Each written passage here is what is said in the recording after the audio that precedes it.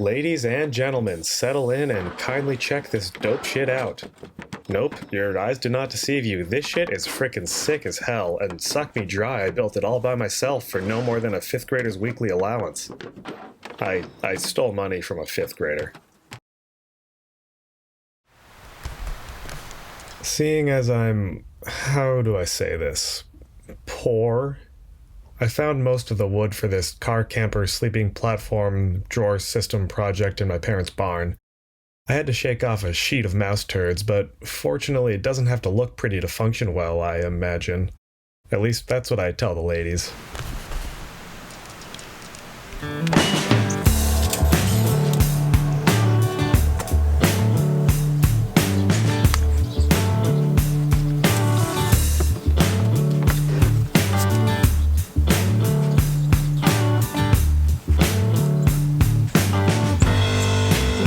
This is my general design concept. Theoretically, it shows where shit will be stored under the sleeping platform. Have I tested to see if anything will fit? Of course not. My 2 main requirements are that the sleeping platform be modular so that I can still use the rear seats if I need to, and that it also be full width so that should the opportunity arise, I have space for, you know, the company of the fair sex. I want space for sex. Dang, it's pretty. I'm no cinematographer, but after getting this absolutely sluttin' shot of the sunset, I can confidently say that I'm still no cinematographer. Rat-ta-ta-ta! Oh damn, big boy, check out that sick mod. Where you going with that tray, big boy? Gonna responsibly save it for later, big boy?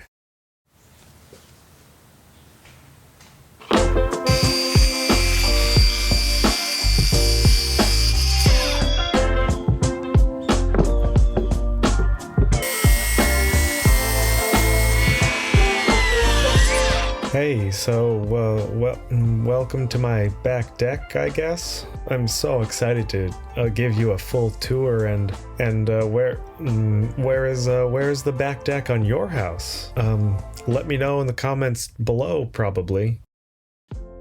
Initially, the base was 1/4-inch plywood because that's all I had lying around, but it was kind of floppy, so later I scavenged some 1/2-inch stuff to replace it.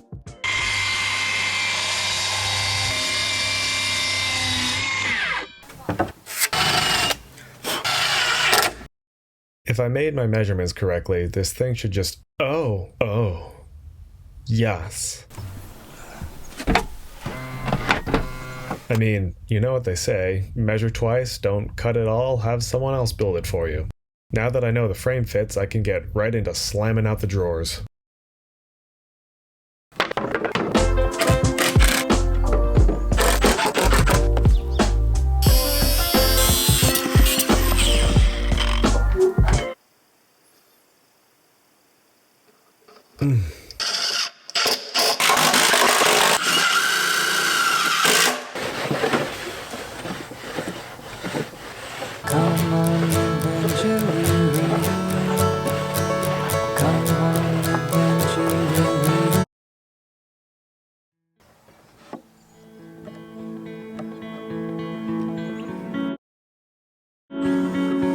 He reaches deep into the recesses of his uncannily average brain to access the engineering expertise necessary for constructing this whole jig. Sadly, all he finds is a frightened little boy, which explains why the drawer slides are somehow both too tight and too loose. However, he won't find this out until it is far too late to change anything. If I were to do this again, I'd use metal drill sleeves in the guide holes to align the bit better. Here he goes again, drilling a bunch of slightly misaligned holes, oblivious to the fact that he knows nothing about woodworking. Well, he does know how to work one type of wood, and boy does he work it so right.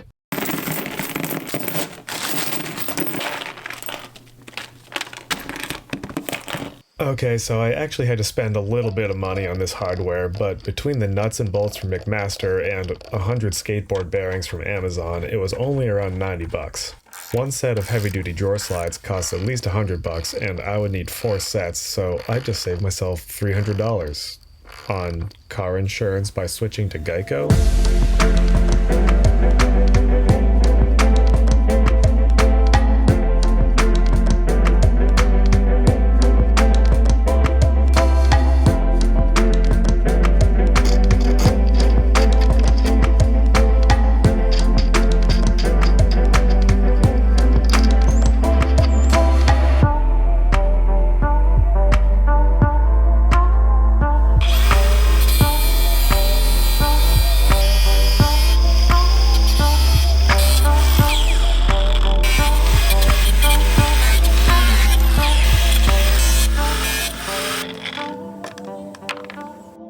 Jesus, that looks like absolute mayhem.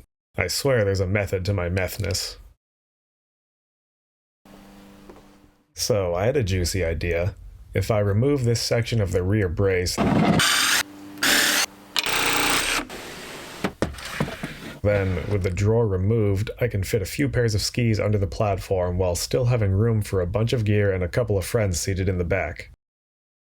My ultimate purpose for this project is more than just a car camping setup. I want to improve the overall function of my 4Runner with a versatile system that supports my ridiculous variety of hobbies while preserving the function of a daily driver, which apparently is to transport a designated road soda cooler. You never know when you'll crave an ice-cold crispy boy. I mean, what if the mood strikes to down some wet daddies? Sometimes you just gotta yank off a couple of party boys. Seriously, who doesn't appreciate an opportunity to, liquidate a few assets? Tight.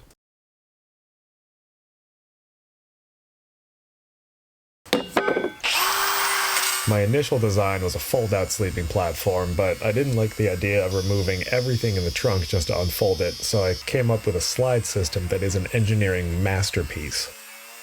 Believe it or not, I got a bunch of this rectangular steel tube for free from a buddy, so I'm still into this project for less than $100. I say that like it's unheard of to get free materials. Look, Mommy, all this metal came right down the chimney with Danta.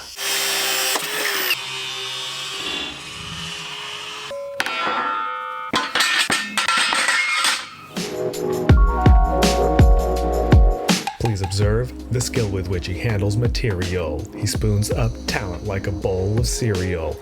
As he diddles metal to make things square, he considers maybe growing out his hair.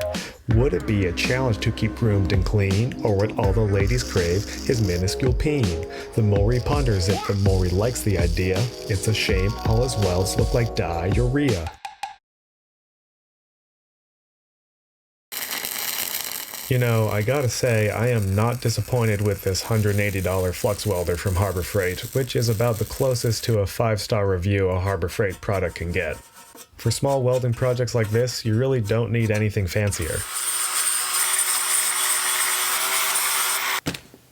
It seems the details always consume the largest chunk of time on any project I do.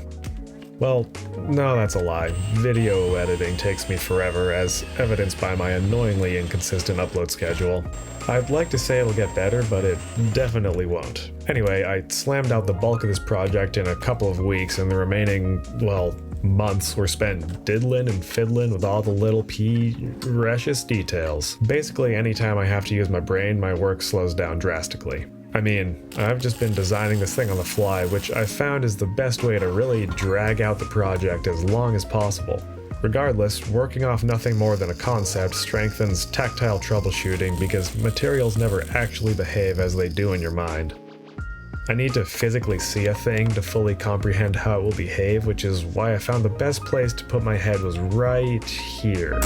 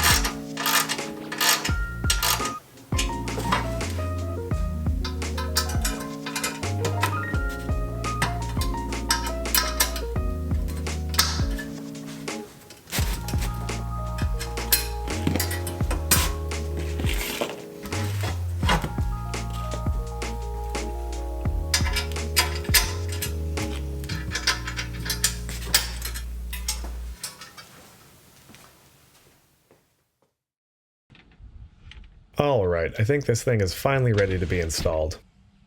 I'm going to enclose the small compartments behind the wheel wells because I want to. Use them for storage of various fluids and tools. Because, as my grandfather once said, the man prepared with fluids and tools is a frickin' nerd. What's up, nerd? You'll never be a real man. Oh god, it's so nerdy to be prepared. I had a lot of respect for the man.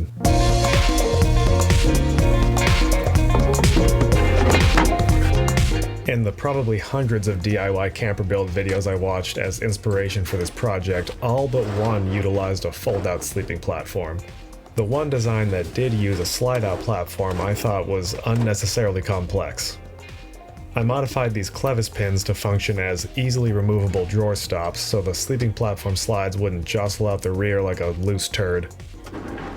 The construction of this system certainly isn't perfect. I mean, the slides are really more like drags because they're mostly friction, but the design itself gets me a little hard, gives me a little woody.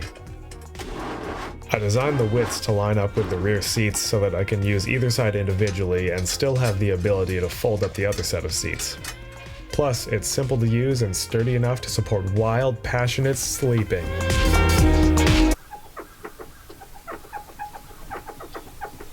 It would have been significantly simpler and quicker to use plywood as a platform, but, well, I ran out, and buying more wouldn't have aligned with my goal of being a cheap little bitch. Come on adventure with me. Come on adventure with me. Come on adventure with me. To hold the platform sections in place, I glued in some wooden pegs that align with holes drilled in the rails. I'd like to draw your attention to the rustic metal strapping holding the boards together. I opted for that method over glue because it seemed less likely to break under the enormous weight of my absolute wrecking ball of an ass. On another note, these holes in the boards allow them to be nested fondly for storage.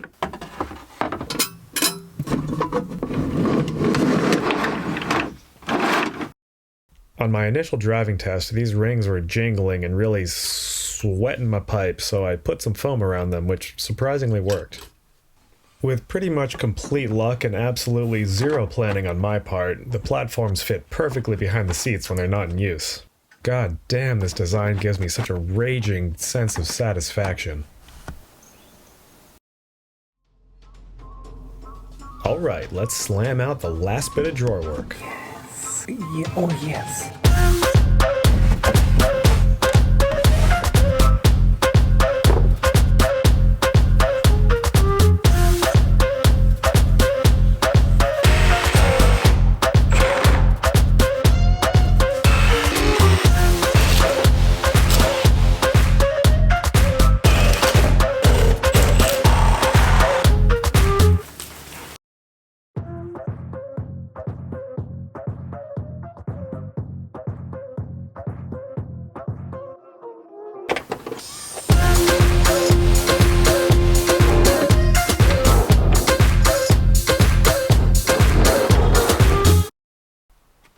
Here we have some clevis pins that act as drawer stops when the drawers are open, and these latches that are definitely not an afterthought serve the dual purpose of keeping the drawers closed and holding them open.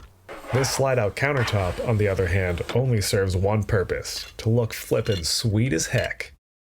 Tell me this doesn't feather your nethers. We have a collapsible sink/cutting board, custom adjustable legs made out of old curtain rods, and that's about it. I'm too unemployed to afford a 2-burner stove right now, but my plan is to eventually put that right here and put a water tank or bladder behind the stove so that I can pour directly into the sink.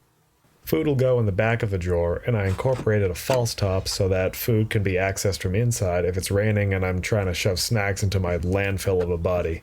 In this drawer, I'll store cookware and miscellaneous gear and maybe some other things, or maybe not some other things, but maybe some other things, or maybe no other things at all.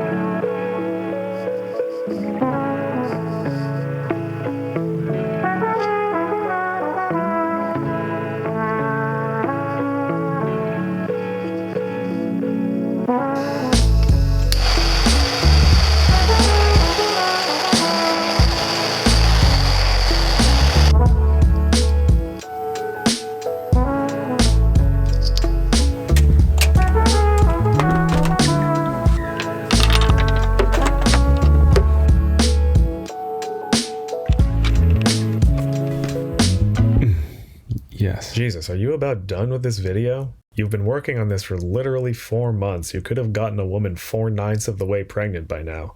No wonder people always ask, "Hey Reed, does everything you do take this long?" And your response is always, "No, I can finish myself off in no time." Well folks, that concludes this wholesome video. Here are some mandatory before and after shots. I'd call it a day, but it's already called that.